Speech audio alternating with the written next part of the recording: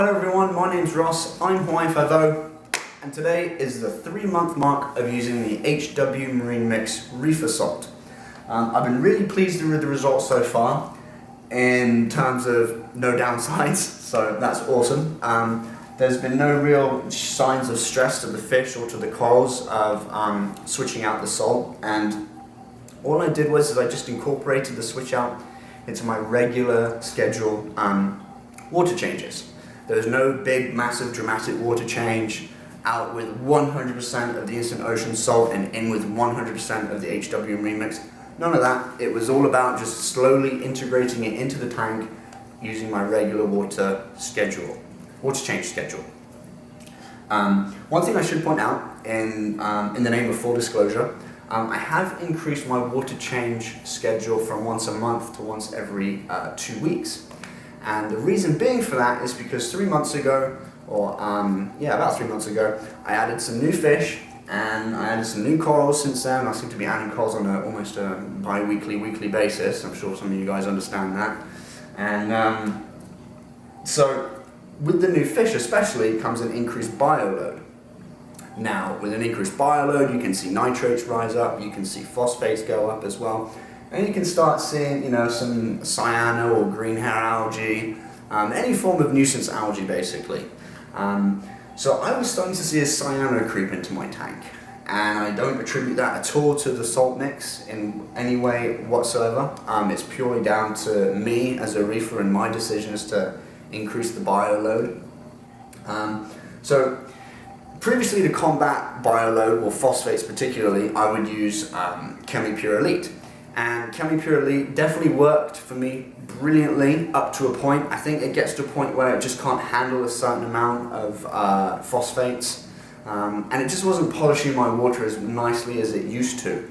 I did kind of suspect that this was the case about 6 months ago, and so I switched out the hw-Pure Elite bags for new ones, and I didn't really see that much of a change. So I gave it 3 months, and wasn't really happening for me. So I installed a GFO reactor and a carbon reactor, and as I said, I've increased those water changes to 2 weeks instead of 4 weeks. So we're definitely seeing more of a turnover in terms of clean water going into the tank because of that. Interestingly enough, previous times when I've been using the Instant Ocean Reef Crystals salt, my water test results haven't changed that much to what I'm getting right now with the hw-Marinemix. In fact, there's very little movement at all in that regard, so that's a good thing. That's definitely a good thing. I took quite a bit of pride in maintaining a certain level of calcium, magnesium, and alkalinity, and that's definitely stayed that way with the hw-Marinemix. One thing that amazes me though, and I'm not sure if this is down to the increased water changes, or if it's down to using the Miracle Mud system, or if it's just Calc is doing it. But I have a reasonably stocked tank in terms of corals. It's mostly an LPS and SPS dominant tank. I've got my Zoa garden and mushroom garden down here. But that's really it in terms of softies except for the leather. And I don't need to dose 2-part. I don't need a calcium reactor either, so I'm really happy in that terms. I'm dreading the day I have to dose. Not in terms of intimidation factor, it's just the money that can go into it, just that increased cost. Right now I buy a tub of Calc, so it doesn't cost very much at all. So what we're going to do next is we're going to go back and take a look at the saltwater mixing station. We're going to see how that's looking after 3 months. Haven't touched it, and we're going to look at the water results, or the water testing results, over the last 4 months. And one of those months is going to include the last month of Instant Ocean.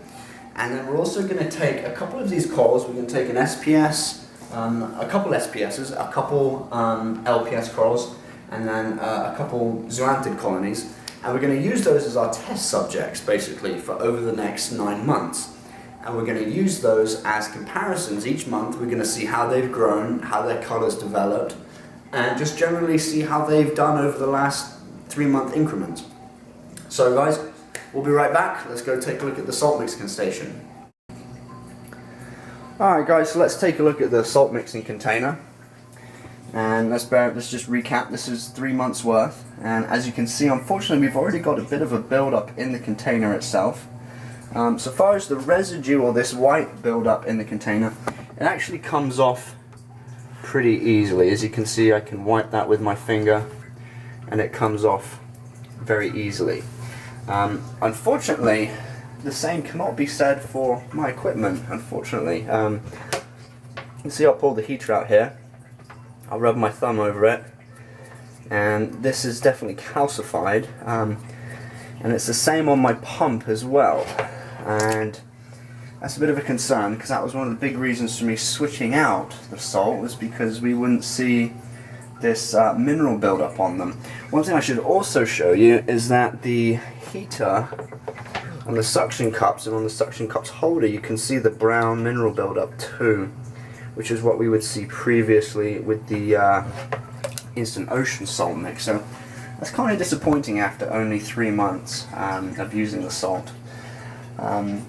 So yeah, so that's where we are, 3 months. We've got a white residue on the inside of the mixing containers, and then we've got a calcareous buildup on the pump and the heater, unfortunately.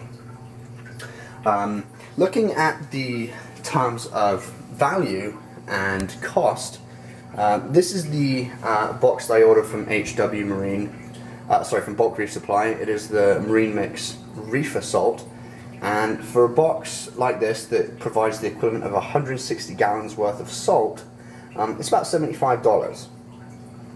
For a box of Instant Ocean Reef Crystals that provides up to 200 gallons worth of salt, it's $50 to $55 approximately.